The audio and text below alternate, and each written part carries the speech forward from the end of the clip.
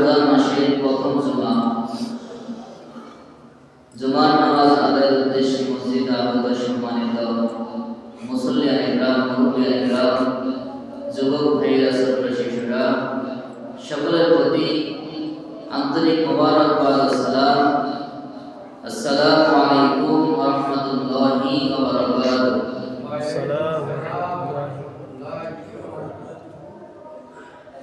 মহান রব্বুল আলামিনের দরবারে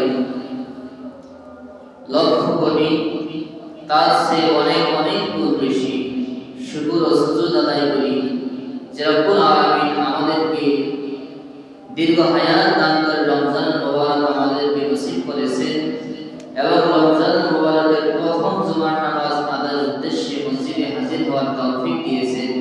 এজন্য আসুন সকলে জবানে শুকরিয়া আদায় করে একবার বলি আলহামদুলিল্লাহ। সম্মানিত হাজরিন, রমজান মাস এটি এমন একটি মাস যেই মাসে আল্লাহ রাব্বুল আলামিন রহমতের দরজাকে উন্মুক্ত করে দিয়েছেন। সুবহানাল্লাহ। হাদিস শরীফ আসছে,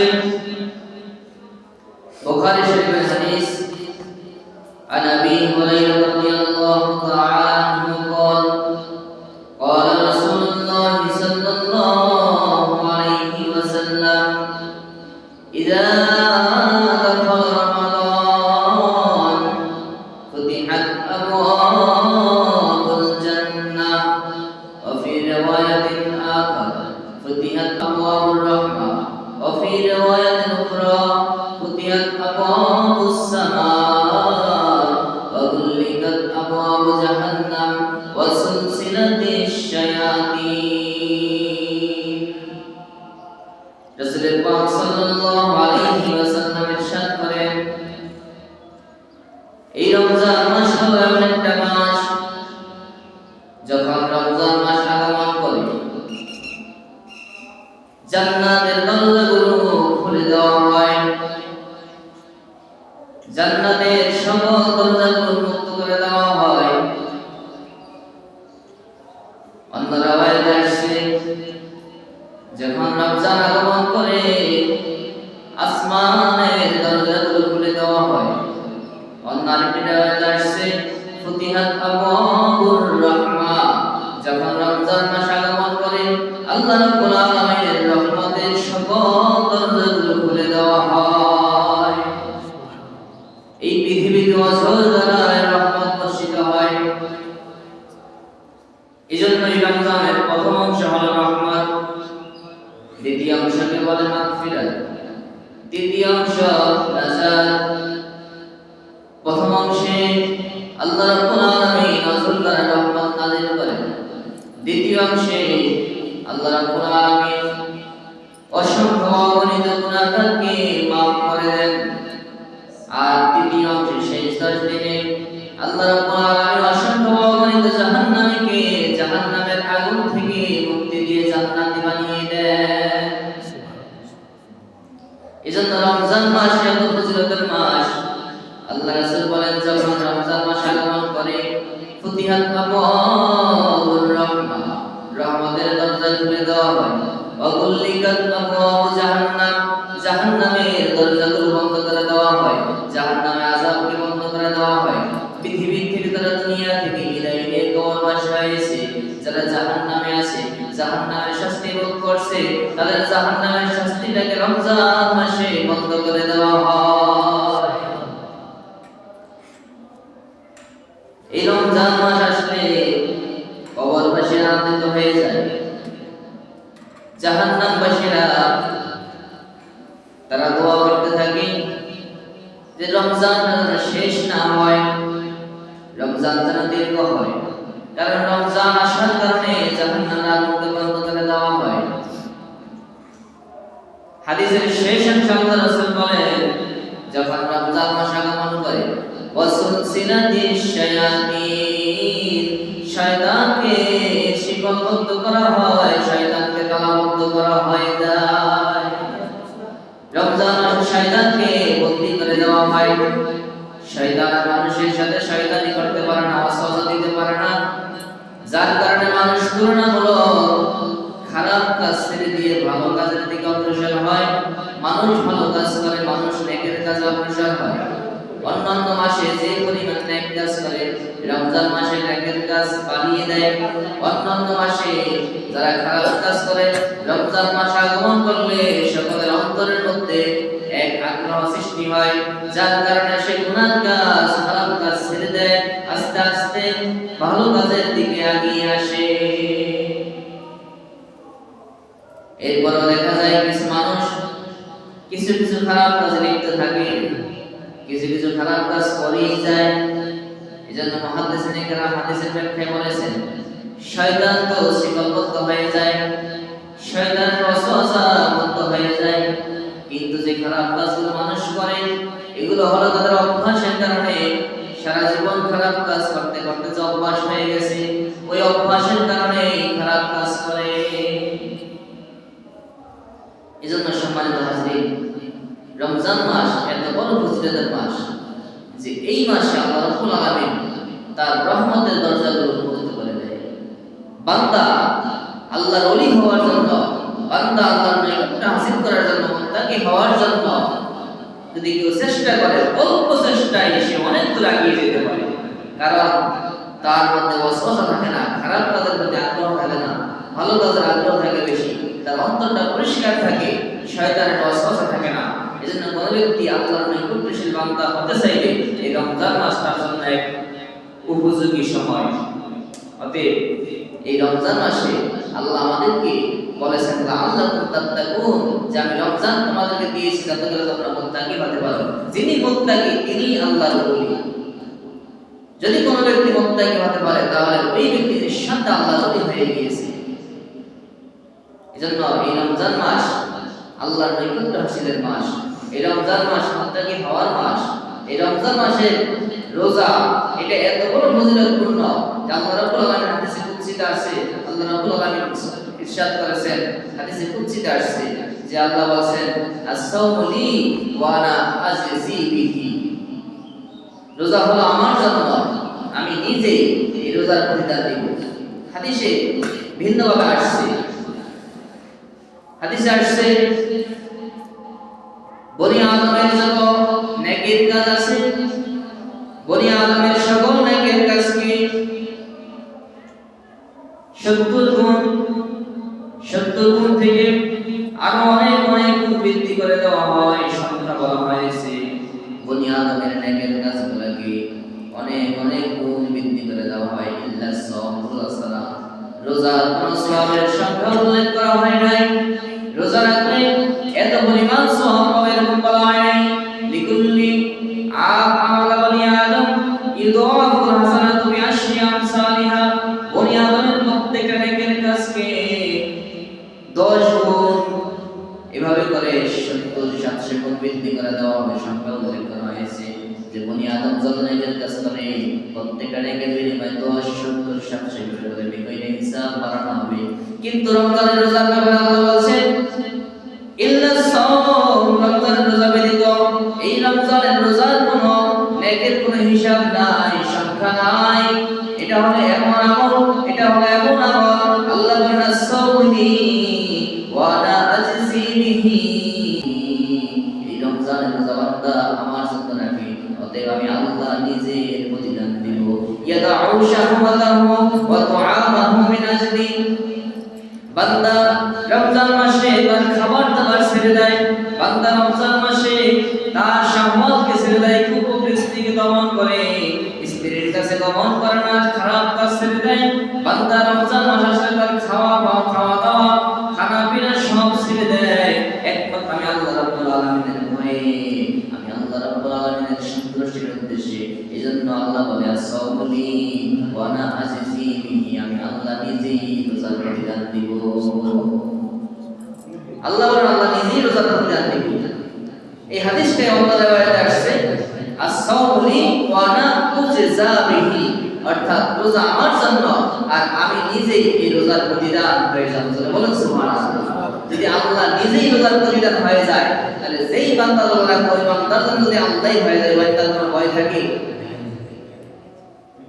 যেই বান্দার জন্য আল্লাহ হয়ে যায়, ওই বান্দা দুনিয়া আখিরাত কোথাও কোনো ভয় নাই, সব জায়গায় তার জন্য ভিআইপি অবস্থা, তার জন্য স্পেশাল অবস্থা।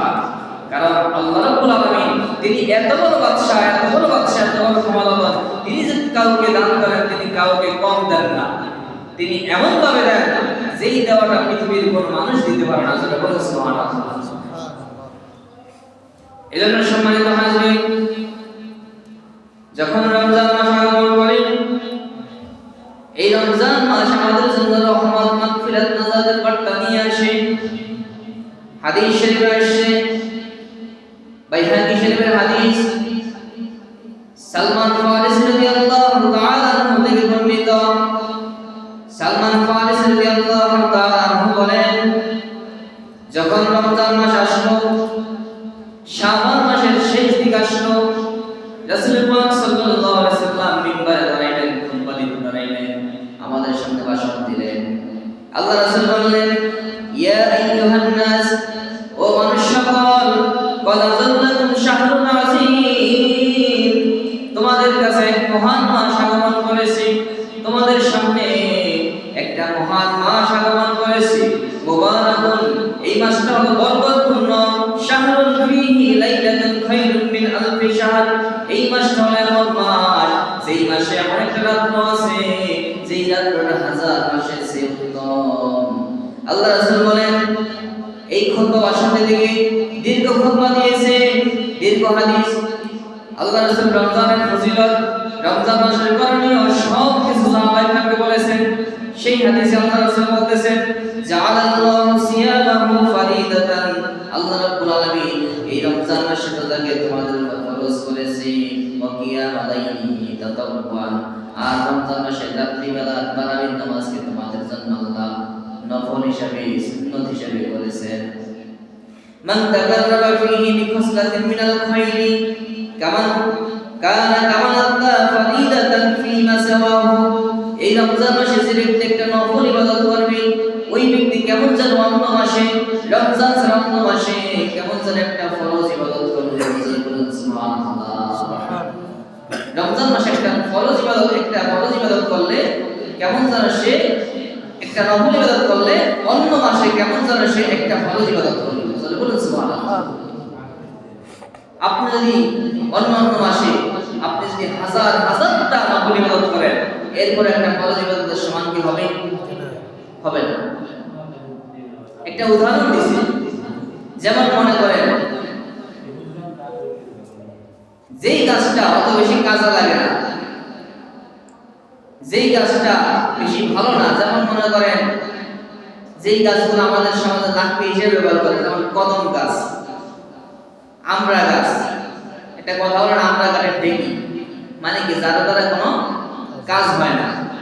এইরকম আমড়া গাছ, কদম গাছ, এগুলো যদি 100টাও মিলায়, এরপরে একটা সেগুন গাছের সমান হবে? ঠিক তদ্রূপভাবে রমজান ব্যতীত অন্যান্য মাসে যদি হাজার নফল ইবাদত করে, এরপরও একটা ফরজ ইবাদতের সমান কশিন করা হবে না। কিন্তু রমজান মাস এমন একটা মাস, আল্লাহ রাসূল বললেন, এই রমজান মাসে যদি কোনো ব্যক্তি একটা নফল ইবাদত করে, ওই ব্যক্তি অন্য মাসে একটা ফরজ ইবাদত করলে যে সওয়াব পেত, ঠিক তদ্রূপ একটা নফল ইবাদত করলে সেরকম সওয়াব পাবে। সুবহানাল্লাহ।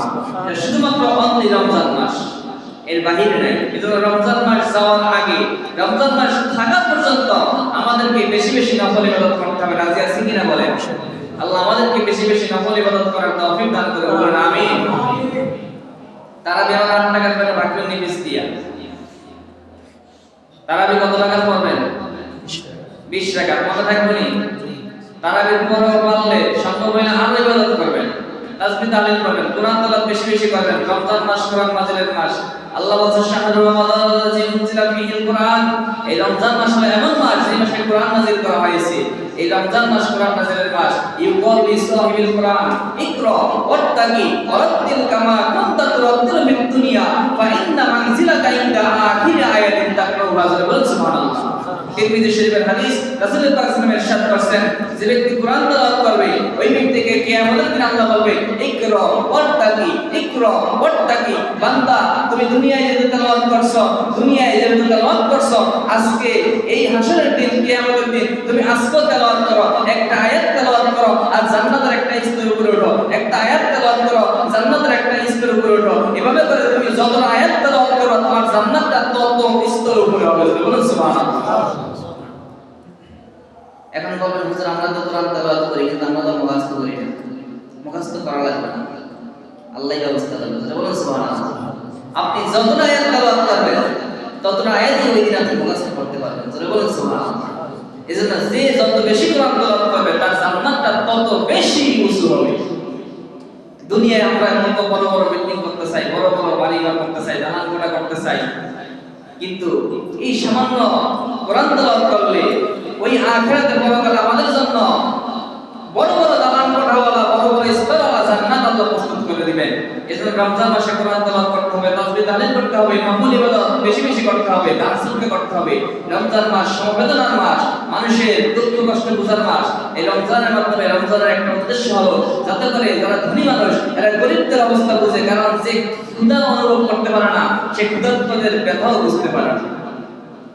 যে তিন বেলা পেট ভরে খায় সে পশ্চিমকাল রাস্তার পাশে পড়ে থাকে ওই টোকাইদের ক্ষুধার অবস্থা বুঝতে পারে না।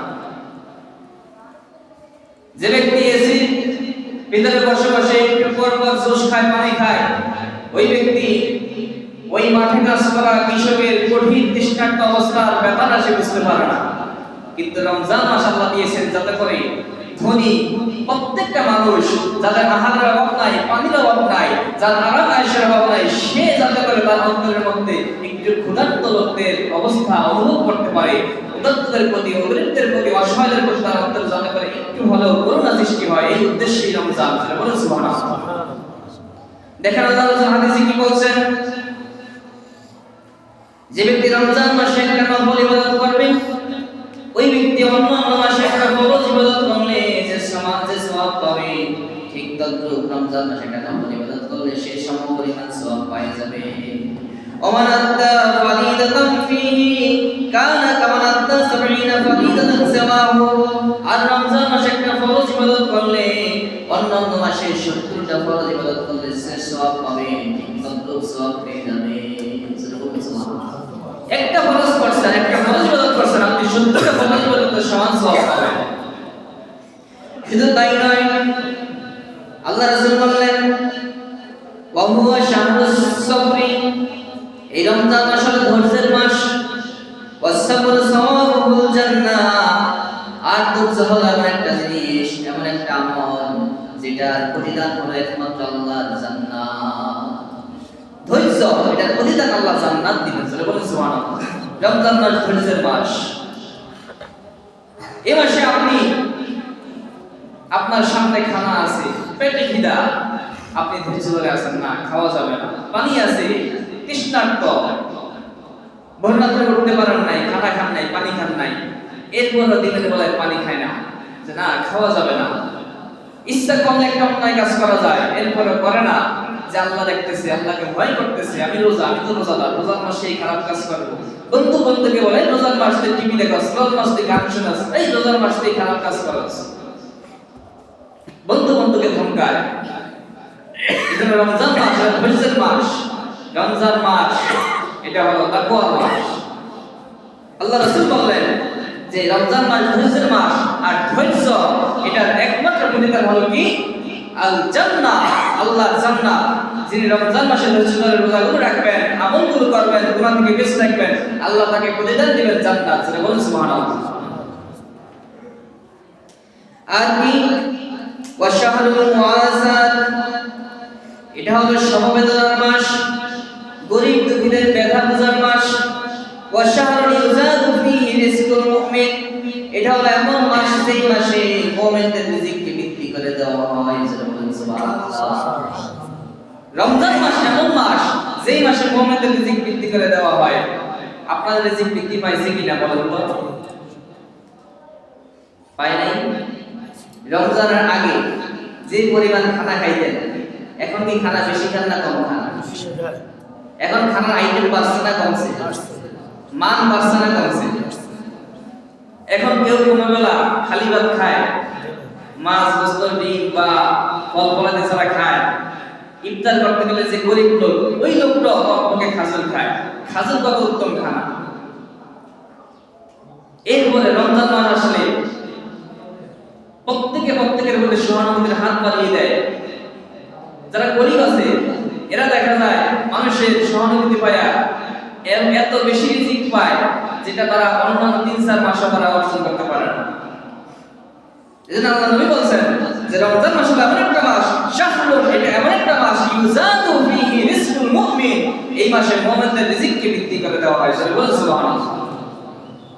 শুধু তাই নয়, আর কি ফজিলত, ওমান ফাত্তারা ফীহি সাইমান কানা লাহু মাগফিরাতুন লিযুনুবিহি, যে ব্যক্তি রমজান মাসে কোন একজন ব্যক্তিকে ইফতার করাবে, আল্লাহ রাব্বুল আলামিন ওই ব্যক্তির জীবনের সব গুনাহ মাফ করে দিবেন। ওয়া ইতকু রাকাবাতিহি মিনান নার, এবং ওই ব্যক্তিকে জাহান্নামের আগুন থেকে মুক্তি দিয়ে দিবেন। ওয়া কানা লাহু মিসলু আজরিহি মিন গায়রি আন ইয়ানতাকিসা মিন আজরিহি শাইউন, এবং যাকে ইফতার করালো ওই ব্যক্তি সারাদিন রোজা রেখে যে সওয়াব পেয়েছে, ওই ইফতার করানোওয়ালা ওই ইফতার করানোর কারণে সমপরিমাণ সওয়াব পাবে, তার সওয়াব থেকে একটু কমানো হবে না।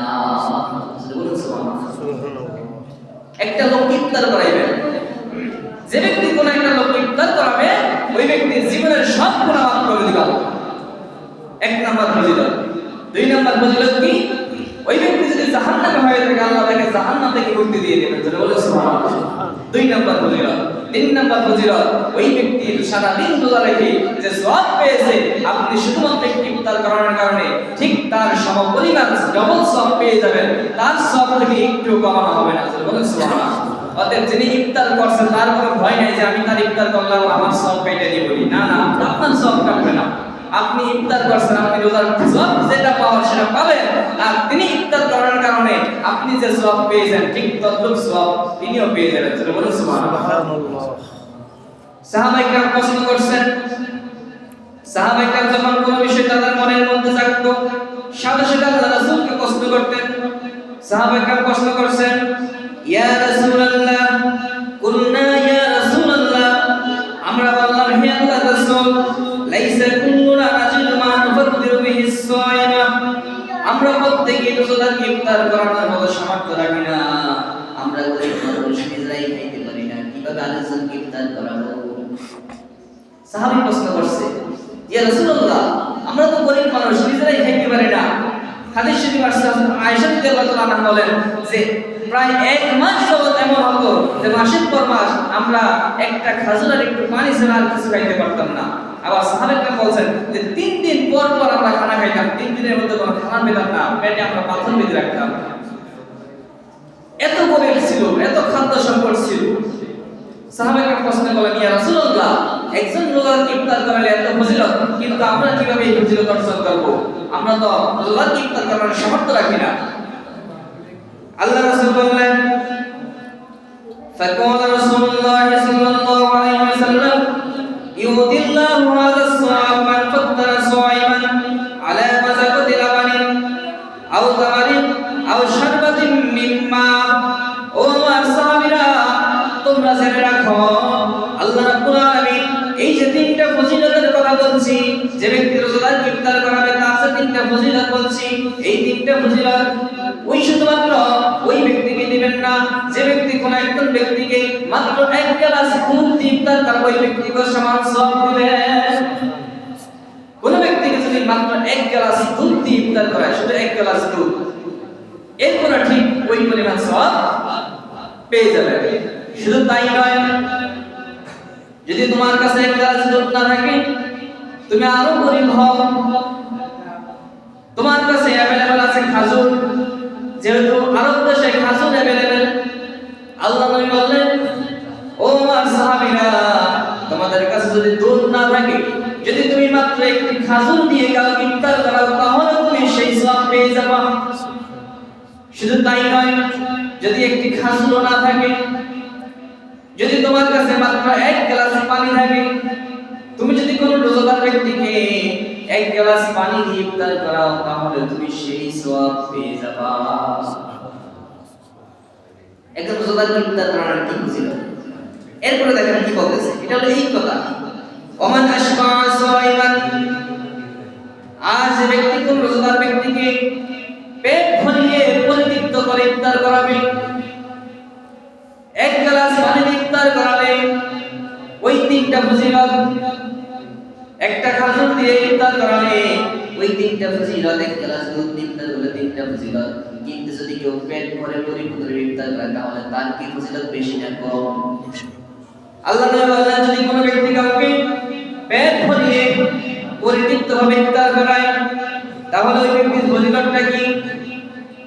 ওই ব্যক্তির ফজিলত হলো ওই ব্যক্তি যখন ইন্তেকাল করবে কাল কিয়ামতের কঠিন ময়দানে, হাসরের ময়দানে যখন সকল মানুষগুলো তৃষ্ণার্ত হয়ে পিপাসার্ত হয়ে উদ্ভ্রান্তের মতো হাসরের চতুর্পাশে ঘুরতে থাকবে, ওই দিন যখন কেউ কাউকে পরিচয় দিবে না, সবাই তৃষ্ণার্ত হয়ে আল্লাহ ওই সূর্যটা যখন আড়াই হাত করে দেওয়া হবে, ঘামের সমুদ্রের মানুষগুলো যখন হাবুডুবু ভাবে সাঁতার কাটবে, ওই কঠিন মুহূর্তে সাকাহুল্লাহু মিন হাউদি শারবাতান লা ইয়াজমাউ হাত্তা ইয়াদখুলাল জান্নাহ, আল্লাহ রাব্বুল আলামিন ওই ব্যক্তিটাকে আমার হাউজে কাউসার থেকে এমন ভাবে পানি পান করিয়ে দিবেন, ওই ব্যক্তিটা জান্নাতে যাওয়ার আগ পর্যন্ত আর তৃষ্ণার্ত হবে না। সুবহানাল্লাহ, জোরে বলুন সুবহানাল্লাহ। এজন্য আমাদের এই রমজান মাসে টার্গেট দিতে হবে যে আমার কিছু মানুষকে ইফতার করাইতে হবে, আমার ঘরে কিছু মানুষকে ইফতারের দাওয়াত দিতে হবে, অথবা মসজিদে আমরা ইফতারের সবাই মিলে একটা আয়োজন করতে হবে, যাতে করে এলাকার সব মানুষের ঘরে ঘরে ইফতার পৌঁছে যায়।